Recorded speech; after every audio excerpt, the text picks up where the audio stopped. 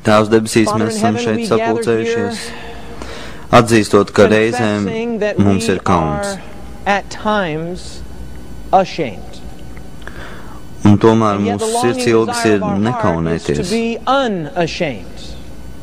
Tēvs, tā nav spēka atzīšana, kad mēs sakām, mēs gribam nekaunēties. Tā ir vājuma atzīšana.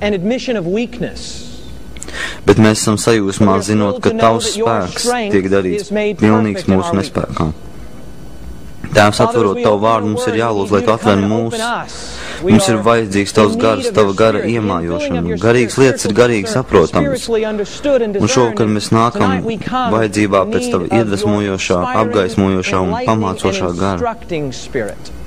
Tēvs, mēs negribam dzirdēt vienkārši labus svētrumu, mēs negribam vienkārši sludināt labus svētrumu. Mēs gribam pavadīt laiku ar Jēzu. Mēs gribam pavadīt laiku ar Tevi. Mēs gribam tikt atjaunoti. Mēs gribam doties mājās. Un tā, Tēvs, šovakar, lai tā ir vairāk par oratoriju, lai tā ir vairāk par runu, lai tas, kas šovakar notiek, ir pārdabiska spēka darbība, kurā gars paņem sludināto vārdu un attiecina, pieskaņo katram apstākļam, personībai un situācijai. Tēvs, mums ir vajadzīga atmoda. Man ir vajadzīga atmoda. Un šovakar mēs saucam pēc patiesas atmodas. Runā uz mums caur sludināto vēsti. Tā ir mūsu lūkšana Jēzus vārdā, lai visi var teikt Amen. Tātad, kāda ir mūsu tēma visi? Izklausās tik labi. Kad es pārdomāju, ko tas nozīmē, nekaunēties no Kristus, es nolēmu, ka tas nav pietiekami nekaunēties no Kristus vispārīgā veidā. Jautājums, kas nāca man prātā, bija, ko es mēģināšu izskaidrot šajā svētuma ciklā, ir, ko tas nozīmē konkrēti. Ko tas nozīmē, kādu vārdu es teicu? Ko tas nozīmē konkrēti 7. dienas adventistu kristietim, kas dzīvo šajā zemes vēstures laikā, nekaunēties? Vai jūs sakot man līdzi? Citiem vārdiem sakot, ir bijuši dažādi vēstures posmi, dažādi laikmeti, kuros nekaunēties no Kristus nozīmē kaut ko ļoti konkrēti. Ko tas nozīmē man un ko tas nozīmē tev, kā 7. dienas adventistu kristietim? Vai arī varbūt tu neesi 7. dienas adventistu kristietis, varbūt vienkārši es atnācu, lai mums būtu kopā, bet kā Bībelē ticošiem kristiešiem, ko tas nozīmē man nekaunēties no Kristus? Es domāju, ka tas nozīmē 3 lietas. Cik lietas? Tagad padomāsim par mūsu vārdu. Labi? Jā, mēs esam 7. dienas adventistu kristieši. Teiksim to kopā, mēs esam 7. dienas adventistu kristieši. Ko šis vārds nozīmē? Ko šis vārds 7. dienas adventistu pasaka? Man liekas, tas pasaka 3 lietas. Pirmkārt, 7. diena. 7. diena ir liecība par sabatu. Sabatam pēc rakstiem ir 2 teoloģiskās nozīmes. Pirmā, sabats ir balstīts glābšanā un atjaunošanā. Vai jūs varat teikt amen? Vai ne? Ecehēla 20:12. Es esmu tas kungs, kas tos svētīs, angļuiski darīs svētus. Un sabats ir zīme, ka es esmu tas kungs, kas dara jūs svētus. Tātad, kad es kādam saku, ka es esmu 7. dienas adventists, daļai es saku, ka godāju un turu sabatu tāpēc, ka Dievs ir mans pestītājs un glābējs. Amen. Tātad man kā 7. dienas adventistu kristietim nekaunēties nozīmē, ka es nekaunos no krustā sistā Kristus. Tik tā labi? Bet ir vēl viena nozīme. Sabats ir balstīts arī radīšanā. Mēs par to runāsim rītvakar. Mēs ticam, kā jau Česters un arī Eimin labi pieminēja, mēs ticam 6 dienu burtiskai radīšanai, kas notika nesenā pagātnē. Vai jūs varat teikt amen? Mēs par to runāsim rītvakar, bet kā 7. dienas adventists kristietis, es nekaunos arī no Kristus kā radītāja, vai ne? Tā ir 7. dienas daļa, sabats. Nekaunos no krustā sistā Kristus, nekaunos no Kristus kā radītāja. Un kāda ir otrā mūsu vārda daļa?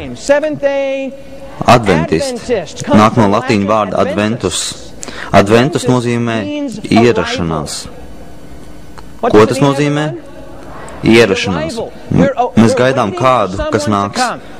Mēs gaidām kādu ierašanos. Kurš tas varētu būt? Kura ierašanos mēs gaidām? Jūs pasakiet man. Jēzus Kristus. Un ko tas nozīmē man, Deividam Ašrikam, Džonam Marijai, Tomai, vienalga? Ko tas nozīmē tev?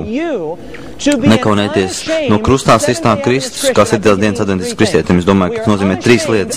Mēs nekaunamies no krustā sistā Kristus, mēs nekaunamies no Kristus kā radītāja, un mēs nekaunamies no Kristus, kas nāk. Vai jūs varat teikt āmen? Mēs šovakar runāsim par nekaunēšanos no krustā sistā Kristus. Tas nav mazsvarīgi un nenozīmīgi, ka mūsu vārda nozīme ir balstīta, ko daudz sauc par Magna Carta, kas ir atklāsmes 14. nodaļa, ko mēs citiem vārdiem pazīstam kā 3 eņģeļu vēstis. Pievienojieties man tur uz īsu brīdi. Atklāsim 14. nodaļu, uz kurien mēs ejam. 14. nodaļa. Un šeit atklāsim 14. nodaļā mēs par to konkrētāk runāsim rītdien un noteikti arī sestdien, bet apskatiet īsi šo, sākot ar 6. pantu. Jānis saka, un es redzēju citu eņģeli laižamies debesu vidū. Kas ir pirmā lieta, ko mēs uzzinām par šo eņģeli? Tam bija kas? Tam bija mūžīgs evaņģēlijs. Tātad par pirmo eņģeli mēs uzzinām, ka tam bija mūžīgs evaņģēlijs sludināms. Un ievērojiet, ko eņģelis, kam ir mūžīgais evaņģēlijs, saka, un tiem, kas dzīvo virs zemes un visām tautām, ciltīm, valodām un tautībām, viņš sauc stiprā balsī, bīstieties Dievu un dodiet viņam godu, jo ir atnākusi viņa tiesas stunda. Tātad šī ir tiesas stundas vēsts, ir kaut kāda steidzamība šeit. Pielūdziet to, kas radīs ko? Debesis un zemi, jūru un ūdens avotus. Tā ir radīšana. Mēs par to vairāk runāsim rītvakar. Ievērojiet, ka tad mums ir otrā eņģeļa vēsts 8. pantā, 3. eņģeļa vēsts 9., 10., 11. un arī 12. pantā. Un ievērojiet, kas notiek 13. pantā. Es redzēju, un raugu bija balts mākonis, un uz mākoņa kāds sēdēja līdzīgs cilvēku dēlam. Tam bija uz galvas zelta vainags un rokās sirps. Cits eņģelis izgāja no tempļa un sauca stiprā balsī tam, kas sēdēja uz mākoņa. Laid savu sirpi darbā un sāc, ko darīt?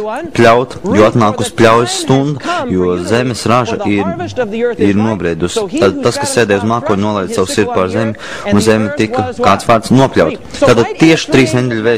Vai mēs redzam evaņģēliju? Jā. Vai mēs redzam radīšanu? Jā. Vai mēs redzam nākšanu? Jā. Tāpēc esmu 7. dienas adventists. Es esmu 7. dienas adventists, jo vēsts, ko Dievs ir devis pēdējo dienu ļaudīm. Un man liekas, ka šis vārds ir lielisks vārds. Mēs varējām tikt nosaukt kādā citā vārdā, bet manuprāt, 7. dienas adventists ir lielisks vārds. Tas atklāja 3 pamat izpausmes mūsu ticībai. 7. diena, tā ir atpestīšana, tā ir radīšana. Adventists, tā ir Jēzus ierašanās. Un tas viss ir balstīts, pilnīgi balstīts 3 eņģeļu vēstīs. Vai jūs varat teikt āmen? Tātad šovakar mēs runāsim par nekaunēšanos no krustā sistā Kristus. Nekaunēties no krustā sistā Kristus. Un mēs iesim, protams, uz Romiešiem 1. nodaļu. Tas ir mūsu centrālais teksts. Tas ir mūsu tēmas teksts. Romiešiem 1. nodaļa. Justins mūs aizved šeit pagājušajā vakarā, un cerams, ka vēl daudz mūs tur vedīs. Romiešiem 1. nodaļa sākot ar 16. pantu. Apostols Pāvils raksta draudzēji Romā. Un viņš sāk ar vārdu jo. Kāds ir tas vārds, visi? Vārds ir jo. Paskatieties uz 17. pantu. Kas tur ir pirmais vārds? Jo.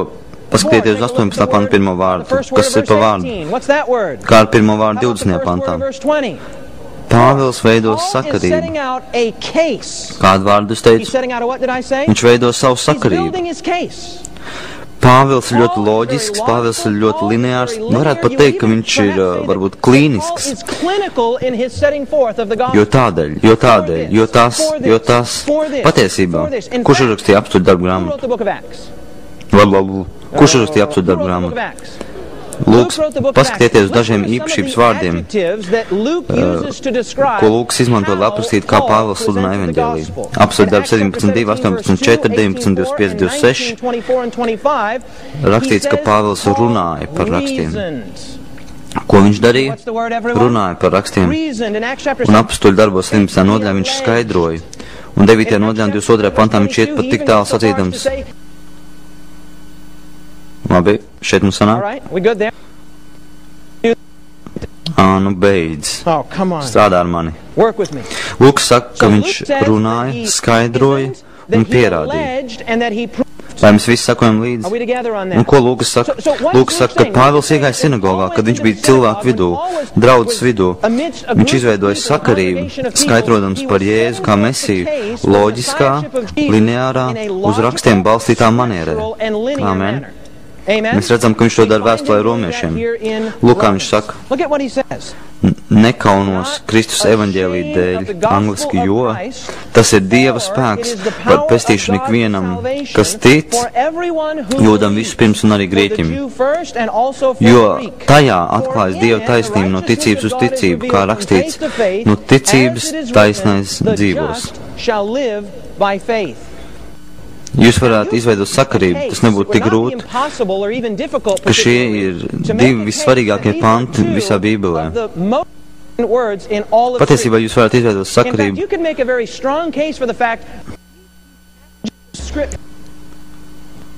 Vai kāds man var iedot rokā turamo mikrofonu, lai es visu laiku neslēdzos iekšā vai ārā? Lai kur tu būtu, lūdzu atnes man zobenu. Paldies. Okay. Labi. All right. Okay. Jūs varētu izveidot ļoti pārliecinošu sakarību, kā viss protestantu pamats ir balstīts uz šiem diviem pantiem. Mārtiņš Luters atklāja šo frāzi, taisnais no ticības dzīvos. Es zinu, ka tas ir citāts no Habakuka, bet viņš to atklāja vēstulē romiešiem. Romiešiem 16. un 17. nodaļā Pāvils veido argumentus, un viņš to dara ļoti loģiskā, lineārā, pat klīniskā manierē.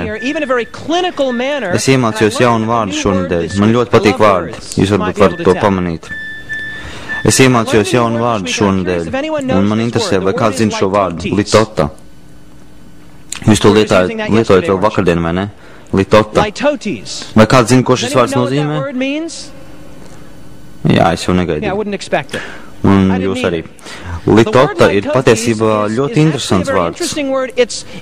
Tas ir retorisks paņēmiens, ar kuru tu izvelc apstiprinājumu, uzstādot pretējo viedokli noliegumu formā. Palika kristāli skaidrs, vai ne? Redziet, jūs tagad to visu laiku izmantosiet. Litota. Būtībā Pāvils tiešām lieto litotas paņēmienu. Litotiskais paņēmiens. Ko viņš saka, tas ir, viņš veido savus apgalvojumus noliegumu formā. Viņš saka, es nekaunos. Izvilkt apstiprinājumu, uzstādot viedokli noliegumu formā. Es nekaunos. Jūs paņemat kaunu, kas jūs negribat būt, un tad apgalvojot to noliegumu formā. Es nekaunos. Kāpēc viņš pasaka šādu?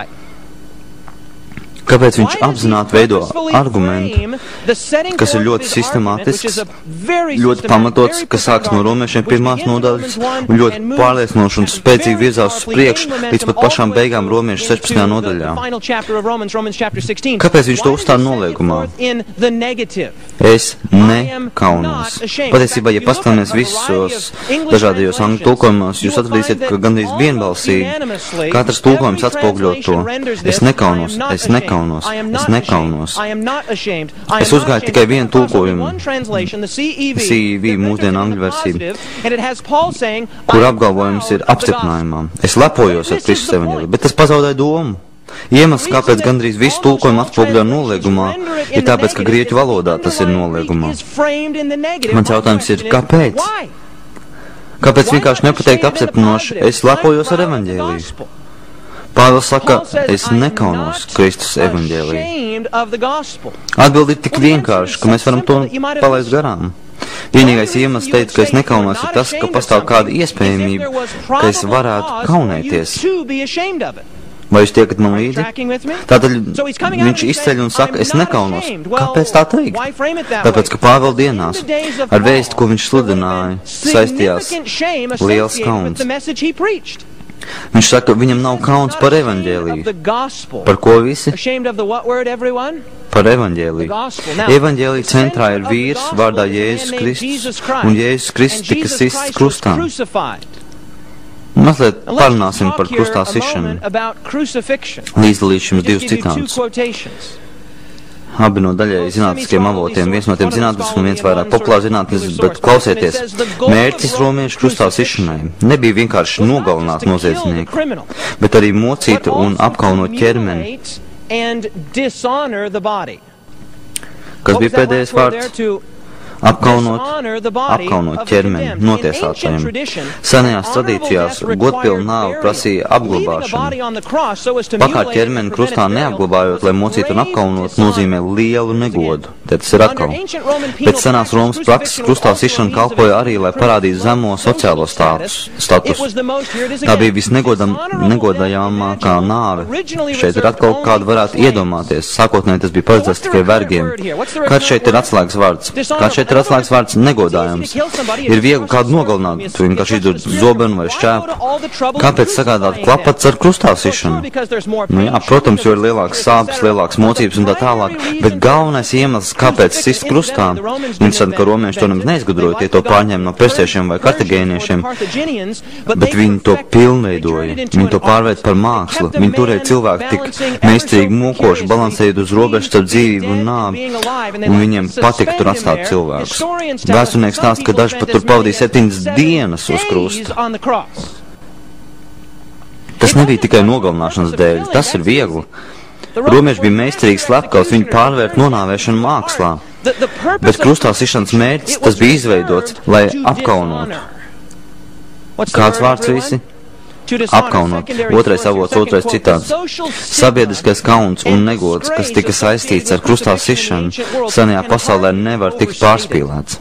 Tas tika domāts vergiem, noziedznieku sliktākajai šķirai, no zemākajiem sabiedrības slāņiem, militāro pavēļu neklausītājiem un īpaši nodevējiem.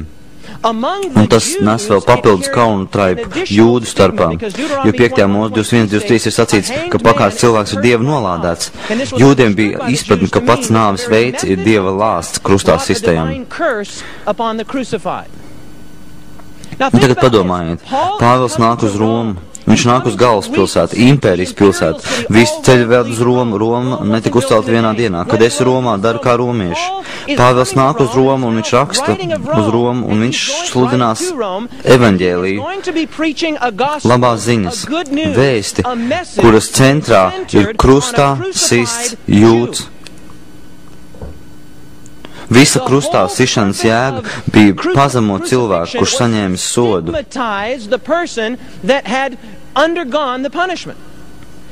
Vai ir pamatots iemesls kaunēties par šo vēsti, skatoties tekstu un kultūras kontekstā, jā vai nē? Pilnīgi noteikti. Cilvēki Pāvila dienās krustā sistas personas godāšanu un vēl vairāk ticības sistēmas, kuras centrā ir krustā sista persona, uzskatīt par lielāko muļķību, kādu iespējamu. Tu taču joko pareizi. Tu mums teiksi, ļauj man saprast, tu teici, es gribu būt droši, ka dzirdēju to pareizi.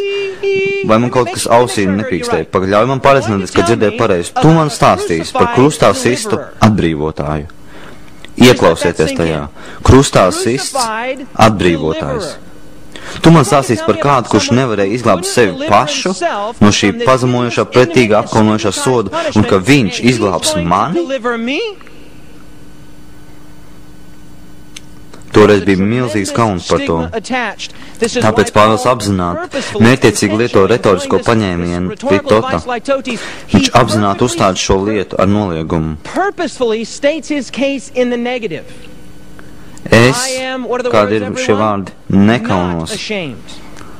Krustā sišana nozīmē divas lietas Pāvila dienās. Lielu noziegumu, zemu sociālo stāvokli. Liels noziegums kopā ar zemu sociālo statusu. Abi bija kauna avoti Pāvila dienās, tāpēc viņš apzināti to saka noliegumā. Ļaujiet man izlasīt mazu superīgu citātu, tas ir no grāmatas Patiesībā tas ir D. Mārtiņa Džonsa svētuma sērijas, kas tiks sludināts par vēstuli romiešiem Vestminsteras kapelā. Katru piekdienu pēcpusdienu no 1955. līdz 1968. gadam. Viņam tas prasīja 13 gadus, lai tiktu cauri vēstulē romiešiem, izskaidrojot to svētrunās. Jūs varat iedomāties? Svētrunas 13 gadus. Fantastiski. Paklausieties, ko viņš saka. Kāpēc ir tā, ka pasauli izsmēja evaņģēliju? Tas ir tās vēsts dēļ, ko evaņģēlijs satur. Evaņģēlijs vēsta, evaņģēlijs sludinātājiem ir jāvēst. Viņš, kurš piedzima lielā nabadzībā, piedzima stallī. Viesnīcā nebija vietas, uzaudzis mazā ciematā, izmācījies par galvnieku. Tas ir tas, ko mēs sludinām. Tas ir tas, par ko mēs stāstām pasaulē. Tas ir tas, kas tika krustā sists šķietamā vājumā.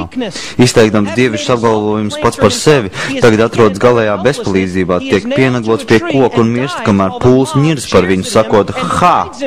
Ja viņš glāb citus, lai izglāb pats sevi, ja viņš ir Dieva izradzētais. Tas ir tas, ko mēs sludinām. Mēs sludinām galvnieku, tādu, kurš dzīvoja nabadzībā un nomira pie krusta, un, protams, pasauli to noniecina un izsmēja savā sirdī. Bet mēs tā pašā laikā apstiprinām, ka šī persona ir pasaules glābējs. Un Dieva dēls jūdiem ir piedauzības akmens, grieķiem savukārt lielākā muļķība. Un tā pašas vēsts raksturs izsauc šo izsmieku. Un tā kā cilvēkiem pēc dabas nepatīk būt izsmietam, tas kaunas no evaņģēlija. Tāds ir šis kārdinājums. Pāvils veido savu apstiprinājumu par savu pārliecību Kristuma noliegumā apzināti, jo viņš zināja, ka izplatot, plaši izplatīt vēstu par krustā sisto glābēju izklausās gandrīz galēji pretrunīgi. Ļaujiet man jums pajautāt, vai jums kādreiz ir bijis kauns par evaņģēliju? Vai jums kādreiz ir bijis kauns par Kristu? Nu jā vai nē?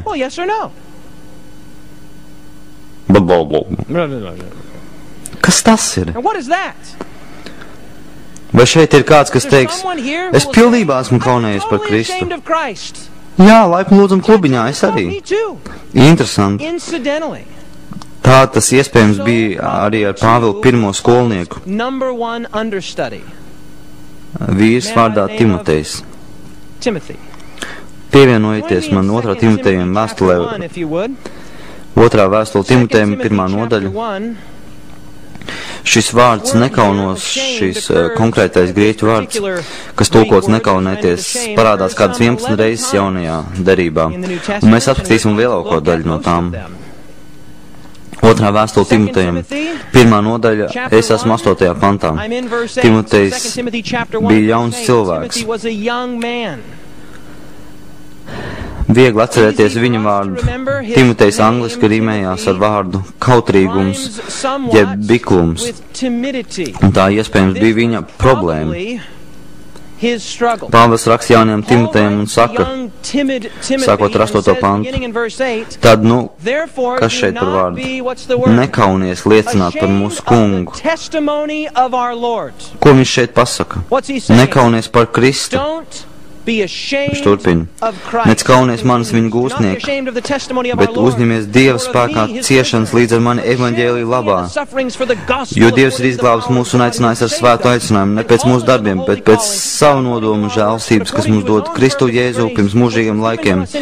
Paklausieties, ar kādu pārliecību viņš runā, bet tagad ir redzama tapus mūsu pestītājiem Kristum Jēzum parādoties, kas ir iznīcinājis nāves varu un cēlis gaismā dzīvību un neiznīcību ar evaņģēliju. Talba, es esmu iecelts par vēstnes apostulu mācītāju.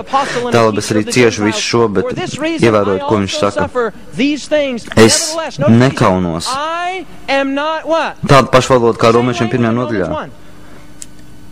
jo es zinu, kam es esmu paļāvies. Vai jūs varat teikt āmen?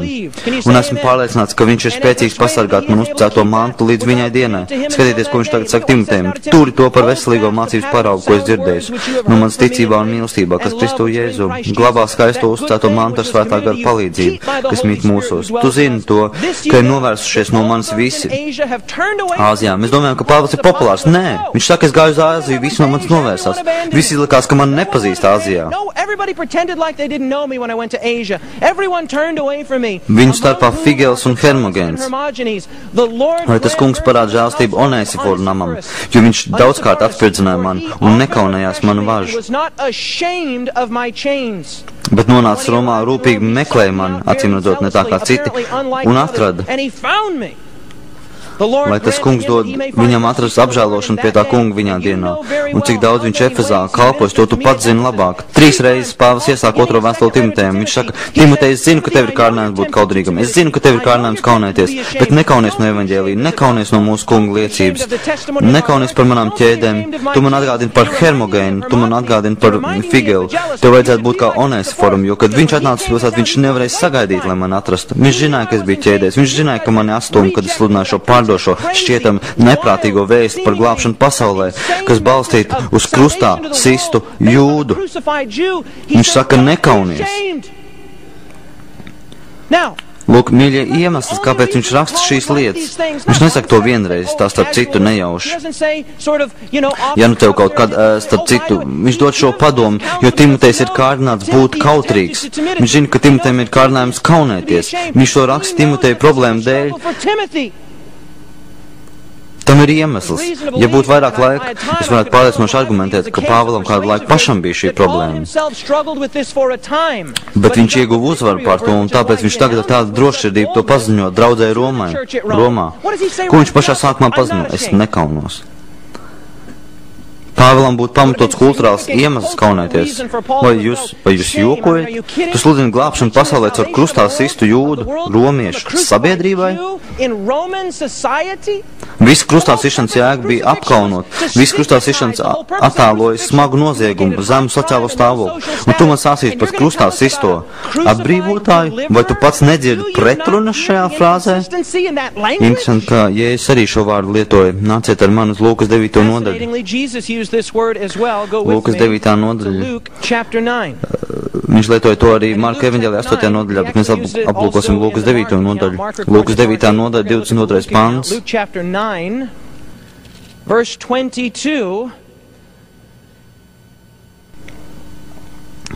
Lūkas 9. nodaļa, sākot ar 22. pantu. 21. pants. Bet viņš stingri noliedz kādam, ko to teikt, sacīdams, cilvēku dēlam ir daudz jācieš. Viņš, kāds šeit ir vārds, viņu atmetīs vecai, augstie priesteri un rakstu mācītāji, un viņu nonāvēs, un 3. dienā viņš celsies augšām. Un viņš sacīja uz visiem, ja kāds grib man sekot, tad tās, lai aizliedz sevi ikdienas ņem uz sevi savu ko visi? Savu krustu. Tātad Jēzus šeit runā par atmešanu, Jēzus šeit runā par nonāvēšanu, runā par ciešanām. Un tad viņš saka, ja tu gribi sekot man, tev jāņem krusts. Es jums atgādināšu, ka Jēzus bija cilvēks. Jēzus bija cilvēks, kurš gāja un runāja tāpat kā mēs ejam un runājam. Viņš mācījās tāpat kā mēs mācāmies. Jā, viņš bija Dievs, bet līdz noteiktam līmenim viņš noliek šīs dievišķās pilvanas. Viņš piedzīvoja dzīvi, kā es un tu piedzīvo dzīvi. Jēzum vajadzēja zināt, vai Dievs viņam to bija atklājis, vai arī ar savām spožajām smadzenēm viņš kaut kā saprata, ka viņam vajadzēs mirt mokošā pazemošā nāvē no jūdu rokām. Viņš zināja, ka jūdi nevar viņu likumiski nonāvēt. Viņiem būtu jānodod viņu romiešiem, un viņš zināja, ka viņu uzstās uz krustā sišanu. Un ja es šeit ticu sagaidu, ka viņa nāve gandrīz droši būs krustā sišana. Draugi, klausieties. Viņš saka, daudz kas var nebeigties skaisti un jauki. Mani atmetīs, mani piestīs krustā, mani nogalinās. Un es varu iedomāties mācekļu reakciju. Ko tas čels tur runā? Vecīt, kad mēs pievienojamies Mesijas klubām, mēs nevarējām sagaidīt, kad varēsim romiešiem galvas cirst nost. Ko viņš tur runā par nogalināšanu? Mēs paši tam mazliet domājam paslapkot. Jēzus noteikti jūta nesagatavotību. Viņš jūta, ka tas viņus pārsteigs. Viņš saka, man ir jaunumi. Ja tu gribi būt mans sakotājs, tev pašam jānes savs krusts. ņem krustu un staigā man pakaļ. Skatieties tagad 24. pants. Jo kas savu dzīvību gribēs izglābt, man tā zudīs, bet kas savu dzīvību man zaudēs, tas to izglābs. Jo ko tas cilvēkam līdz, ka viņš iemanto visu pasauli un pats sevi pazaudē un samētā? Tagad paskatieties 26. pantu. Tūlītējās krustā sišanas un tūlītējās atmešanas kontekstā. Ko viņš saka? Jo kas kaunas manis un man vārdu dēļ, kādu vārdu? Kādu vārdu? Par krustā sišanu. Jo kas kaunas manis un man vārdu dēļ, tā paša dēļ kaunēsies cilvēka dēls, kad viņš nāks sava tēva un svēto eņģeļu godībā. Mīļie, šī vārda parādās 11 reizes jaunā derībā. Ejiet un sameklējiet, 11 reizes, 8 jau apskatījām. Šis vārds neparādās, ka šis vārds parādās, tad tikai ar 2 izņēmumiem tas parādās krustā sistā Mesijas kontekstā. Kad šis vārds tiek lietots ar 2 izņēmumiem, vienu no tiem apskatīsimies, tad kontekstā ar Kristus sisto Mesiju. Pāvils saka Timotejam, nekaunies, neuzdrīksties, kaunieties, citi kaunējās, tu nekaunies par kungu liecību. Jēzus teica, hei, man ir jaunumi, es došos uz Jeruzālemi, man nodos, man sitīs krustā, es cietīšu, un viņš sagaida krustā sišanu, viņš zina, ka tas tuvojas, un man gribētos domāt, ka viņš to vienkārši saprata, man piestīs krustā. Viņš sajūt nesagatavotību, viņš sajūt pārsteiguma efektu, tāpēc viņš saka, ej, tu paņem savu krustu. Nekaunies. Īstenībā viņš pat iet tik tālu, ka saka, tas, kurš kaunas manis dēļ no krustā sistā Kristus, te tas ir atkal krustā sistais Kristus, Mesija, svaidītais, krustā sistais atbrīvotais. Tu joko, vai ne? Krustā sistais atbrīvotājs, ja tu kaunies no krustā sistā atbrīvotāja, viņš saka, es kaunēšos no tevis. Un, mīļie, ar tikai 2 izņēmumiem mēs paskatījāmies šī vārda lietojumu, šī konkrētā grieķu vārda, mēs tikko apskatījāmies, jūs redzējāt, mēs atgriezīsimies pie 3. tūlīt, jo tas ir satriecoši. Vai vēsts tik tālu ir skaidri, jā vai nē? Kāpēc, lai Pāvils to paziņot noliegumā? Jo kulturāls apkaunojums bija saistīts ar viņa trako vēsti. Gandrīz mums obligāti jāaiziet uz 1. korintiešiem 1. nodaļu ļoti ātri. Pievienoties man tur. Šeit mēs varam sajust vēsts karstumu. Sludinātās vēsts radikālo dabu. Paskatieties, ko viņš te saka. Ļoti līdzīgs, starp citu, ļoti līdzīgi. 1. korintiešiem 1. romiešiem 1, tās pašas tēmas. Romiešiem 1. nodaļa, es nekaunos evaņģēliju, jo tas ir Dieva spēks. Frāze Dieva spēks 1. korintiešiem atkārtojas 3 reizes. Vārdi ticība, vārdi glābt. Tie ir ļoti līdzīgi. Skatieties 1. korintiešiem 1. nodaļa, sākot ar 18. pantu. Jo vēsts par krustu. Kāda vēsts visi? Kāda vēsts? Es jūs nedzirdu. Kāda vēsts? Vēsts par krustu. Paskatieties, ko viņš saka. Jo vēsts par krustu ir kas? Ir ģeķība, jeb muļķība. Jo vēsts par krustu ir muļķība tiem, kas pazūd. Bet mums, kas topam izglābt, tas ir, sakiet ar mani kopā, tas ir Dieva spēks. To viņš būtībā teica romiešiem 1. nodaļā. Jo es nekaunos evaņģēliju. Jo tas ir Dieva spēks. Viņš saka, cilvēki paklausās vēstu, ko tu sludini un domā, vecī, tu esi zaudējis prātu, tu esi nojucis. Tu sludini, ka glābšana pasaulē, glābšana manai ģimenei nāk no krustā sista ebreja, man tas jāapsaka atkal, krustā sists atbrīvotājs. Tu joko pareizi. Pāvils saka, vēsts par krustu ir ģeķība. Tas ir lielākās muļķības. Bet mums, kas tiekam izglābt, tas ir Dieva spēks, jo ir rakstīts, es samaitāšu gudro gudrību un likšu kaunā prātnieku prātu. Un Pāvils te atkal gandrīz retoriski izsakās. Pāvils bija tāds kā diskutētājs. Pāvils bija dzīvs, spīdošs runātājs, kurš mācēja izmantot retoriskos paņēmienus un vēl kaut ko citu, lai izveidot argumentus. Kur ir gudrie? Viņš tā teica, gandrīz vai izaicinot, gandrīz izsmejot. Korintē laikā bija konkurenti Atēnām un varēja būt Grieķu impērijas lielākā pilsēta tajā laikā. Lielākā pilsēta Grieķijā būtu precīzāk teikt. Viņš raksta korintiešiem. Kur paliek gudrie? Kur rakstu mācītāji? Grieķu tekstā precīzāk diskutētāji. Viņš tā kā uzprasās uz cīniņu. Kur šīs pasaules vārdu meistari? Vai tad Dievs nav pārvērts pasaules gudrību? Kā šeit vārds viss ģeķībā, jo, kad pasaule ar savu gudrību Dievu viņa gudrībā neatzina, tad Dievam patika izglābt ticīgos ar, šeit ir atkal ģeķīga sludināšana, kas bija par krustu, ko viņš tikko pateica.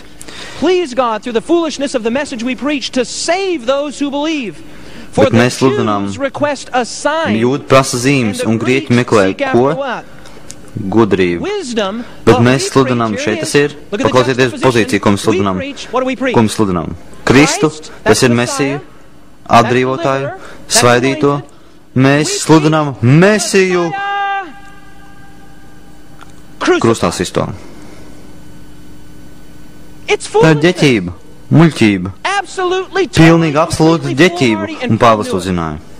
Īstenībā vēlāk vēstulē viņš raksta, mēs visi galā būsim kādu dēļ muļķi. Es būšu muļķis Kristus dēļ. Mēs sludinām krustā sisto, kas jūdiem apgrēcība un pagāniem ģeķība.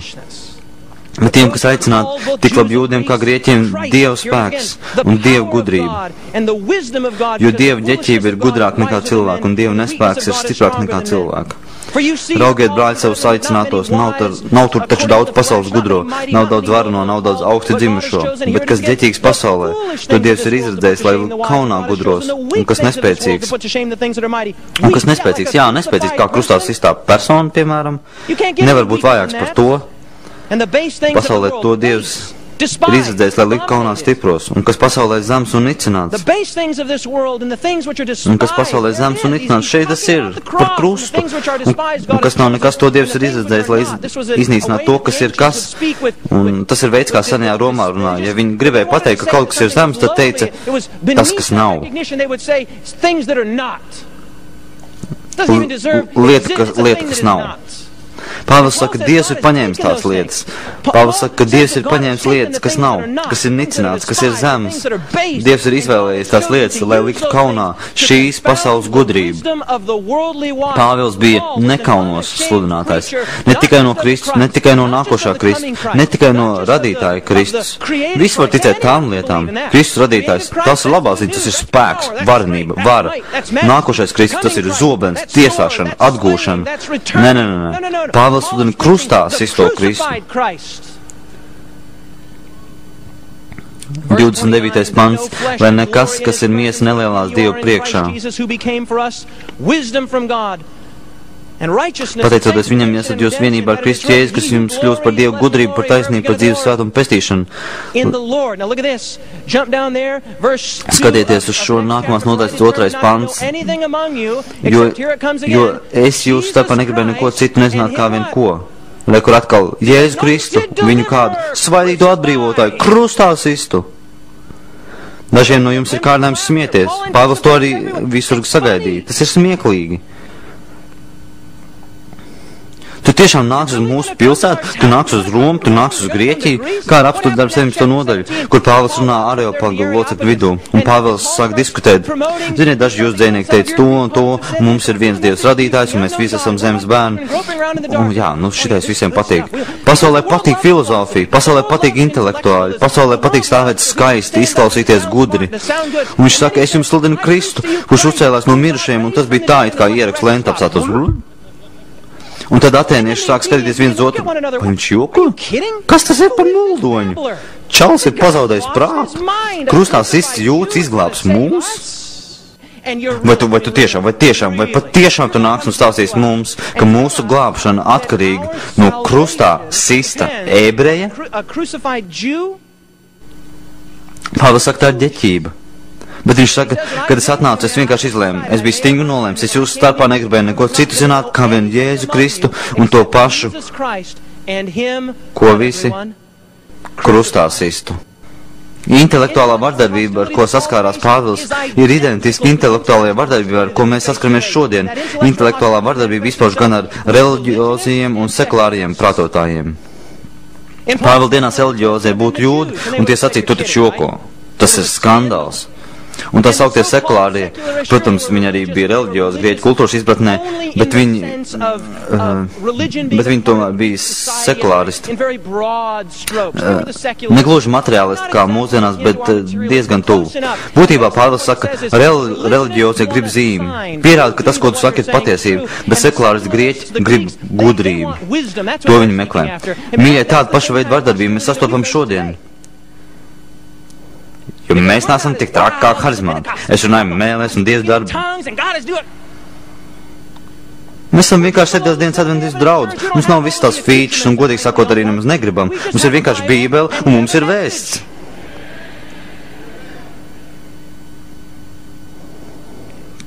Tas ir viss. Man nav jāizdara brīnums, lai tu ticētu evaņģēlijam. Evaņģēlijs ir ticams pats par sevi. Sekulāristi teiks, jā, bet tas nav intelektuāli pamatots. Man atbildi ir Pāvila atbildi. Dievs ir padarījis par muļķību šīs pasaules gudrību. Mīļie, apostols Pāvils bija vidē, kur ir daudz vardarbīgāk kā mūsējā. Patiesībā ļaujiet man kaut ko interesantu tagad izlasīt. Tas ir no Bārns par šo pašu tematu. Viņš saka, ir svarīgi arī pieminēt, ka senajiem filozofiem šī vēsts likās vēl nepieņemamāk, kā tas ir filozofiem mūsdienās, modernajos laikos. Viss, kas nāca no jūdejas, viņi uzlūkoja ar nicinājumu un skepsi. Par visu vairāk neciesdam mācību, par visu vairāk, ka viņiem vajadzētu sagaidīt glābšanu no jūdiem. Bez tam mūsdienās krustā sišana ir zaudējusi lielu daļu savas drausmīgās reputācijas. Tagad krustu uzliko pat ar zināmu godu un abrīnu. Citiem vārdiem sakot, mēs tagad, tādēļ, ka pasaule tagad ir palikusi tik ļoti kristianizēta, mēs krustu uzlikojam pozitīvā gaismā. Jūs zināt, mēs tagad krusts, upurs, pašapuzurēšanās, krusts, nodošanās. Mēs valkājam, labi, jūs ne, bet cilvēki valkā krustiņus ap kaklu, pakar mašīnās, krusts. Mīļie, 1. gadsimtā viņam nebija visi šie gadsimti pirms tam, kur asociēja krustu ar Dievu. Un tā tālāk Pāvils staigāja apkārt un teica, jā, Mesija tika sists krustā, un tev vajadzētu ticēt viņam. Bet kāds teiks, bet kā ar augšām celšanos? Mīļie, jūs pat nevarētu tikt līdz augšām celšanās. Ieraksts apstājās, kad Mesija. Bet senajā pasaulē tā bija palama, tas bija kauns. Nav pie krusta tik saistīta ar visu, kas ir kaunpilns un negodājums. Rekur mūsu vārds atkal. Un runāt par nāvi un glābšanu, ko sagādājas krustā sists jūts, radīja nepatīkams sāpes pavēdarē. Ļaujiet, es to pārfrāzēšu modernajā valodā. Viņi domāja, ka tās ir stulbības un ienīd to. Pāvils bija daudz vardarbīgākā intelektuālajā klimatā, kā jūs esat. Vai jūs dzirdat? Jūs domājat, ak, man ir tik bail runāt ar cilvēkiem manā augstskolā, viņi domās, ka es esmu dīvains. Intelektuālā vardarbība, ko jūs piedzīvojat, ir mazāk kā puse no tā, ko Pāvils piedzīvoja. Daudz iemeslu dēļ. Viens no tiem ir tas, ko mēs cenšamies saprast, ka krustā sišana, tas ir ļoti daudz zaudējuši no savu kaunpilnumu. Daudz to pat uzsver kā lietu, pret kur jūt zinām cieņu. Uzskat kā objektu, kas simbolizē pašu uzupurēšanos. Pāvils rakstīja Timotejam, teica, dēls, kad es parādos Āzijā, viņi izlikās, ka man pat nepazīst. Figels un Hermogēns. Ej, draugi, es domāju, kur jūs esat? Kur jūs skrienat prom? Daži no mums domā, nu tā, es tagad eju. Dievs svētī tevi. Vai ne? Vai tad tie nesam mēs?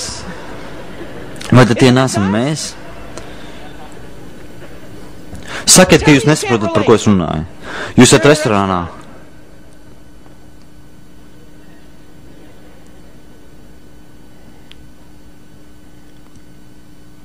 Paldies.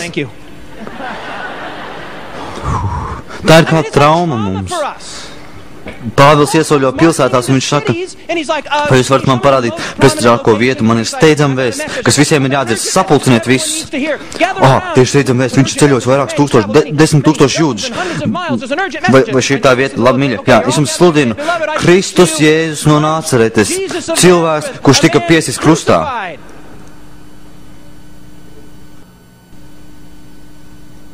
Ko? Mēs tam čalim to un sadosim pa galvu. Mums apnicis viņš, viņa muldēšana.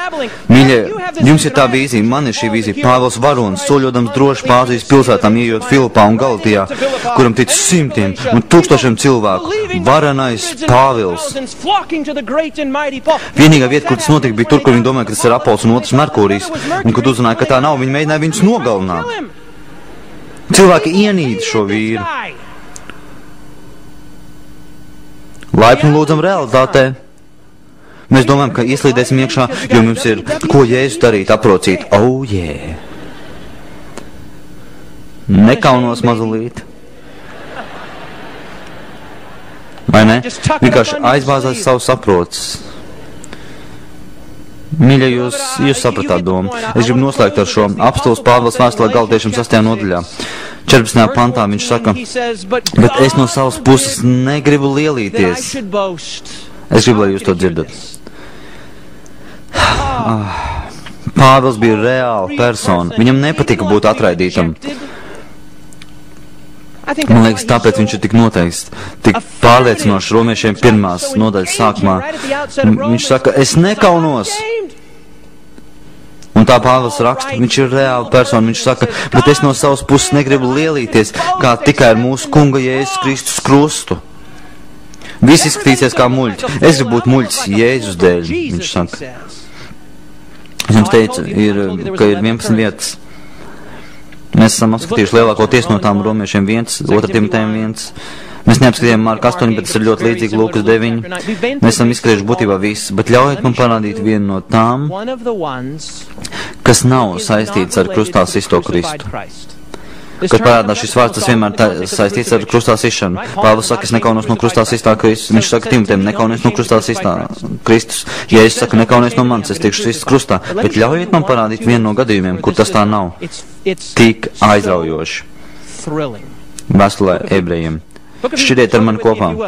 Ļoti labs iemesls ticēt, ka apostols Pāvils uzrakstīja šo vēstuli. Man gribētu uzdomāt, ka tā bija, bet ja tā arī nebija, doma paliek tāpat, bet spēcīgāk, ja tā tomēr bija.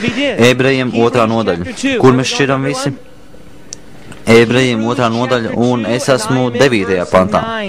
Ebrejiem 2. nodaļa, un es esmu 9. pantā. Šitais ir superīgi, bet mēs redzam Jēzu, kas īsu laiku bija padarīts mazāks par eņģeļiem.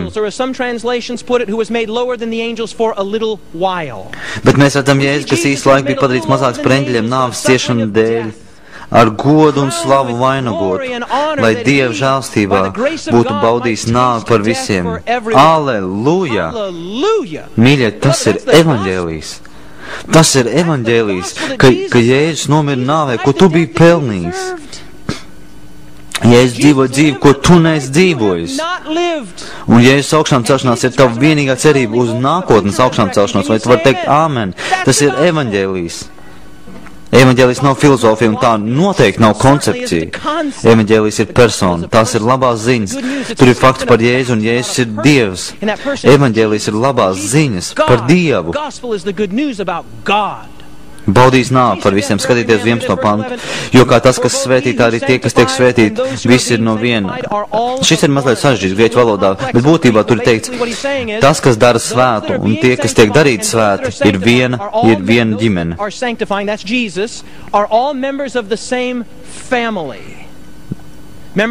Viena kas? Ģimene. Tas, kas dara svētu, un tie, kas tiek darīti svēti, ir viena ģimene. Tāpēc un kāpēc? Atcerieties, ka mēs esam ģimene. Kāda iemesla dēļ viņš nekaunas to saukt par brāļiem? Sacīdams, re, kur tas ir, man draugs, tāpat uzbūve, tas pats vārds. Es ceru, ka jūs to nepalaidāt garām, jo, ja palaidāt, jūs neskojāt līdzi. Pāvils saka, es dzīvošu savu dzīvi nekaunoties. Es teikšu Timotejam, nekaunies.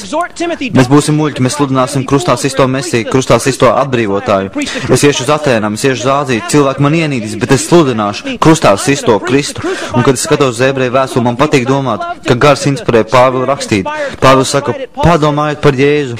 Viņš tika darīts zemāks par eņģeļiem, lai viņš varētu baudīt nāvi par ikvienu cilvēku. Un tad viņš saka kaut ko pārsteidzos. Viņš, kurš dara svētus, un jūs, kas tiekat darīt svētu, tas ir Dievs un tu, mēs visi esam vienas ģimenes locekļi, un šī iemesla dēļ Kristus nekaunas par Pāvilu.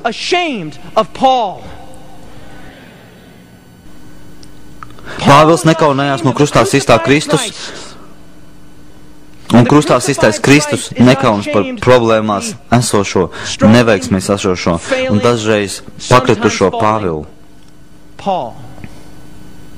Kristus pagodināts, nekauns par nepagodināto Pāvilu.